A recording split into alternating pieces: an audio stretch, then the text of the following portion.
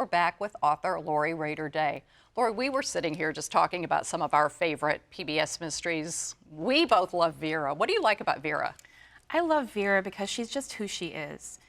She's just, she's gruff, she's a little hard to take, and she says what she thinks. And who doesn't want to be like Vera? And I think when you end a sentence with pet, you kind of make people feel they have to confess. So did you commit that murder, pet? I love that. I've sort of adopted that in my own life. I have started saying pet at the end of sentences, too. But your characters haven't said pet yet. So let's talk about one of your characters that's in your second book, Little Pretty Things, Juliet Townsend. Tell us about her and where she came from in your head. Sure. Juliet Townsend is a little bit me, actually. I was wondering what my life would have been like if I hadn't had the chance to go to college. And Juliet is such a person. She went to college, but for a very short time and had to leave. And so now she's stuck cleaning a motel, just really not going anywhere in life. Not even a nice motel. Not a nice motel at all. A roadside crap heap, I think is what she calls it, if I'm allowed to say that on PBS. You are. And she is about 10 years estranged from her former best friend when the former best friend shows up and then is murdered at the motel. And it's a glamorous best friend. A very glamorous best friend. Juliet is Vera, and maybe Madeline is Miss Fisher. That's quite a description. You have a line in this book toward the beginning of the book that I just loved, where you talk about how I could say that people come here just for a clean pillow to put their head on for the night, but I clean the place, so I know that's not even true. Right. She's not exactly great at her job and not committed to it at all.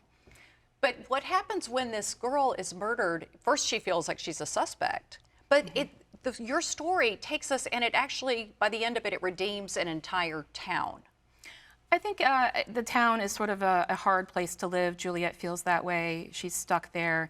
But by the end, she realizes there are good things about any place, including this place that she's from. And she's redeemed, I hope, because she is doing this thing for her friend. She couldn't save her, but she's going to figure out what has happened.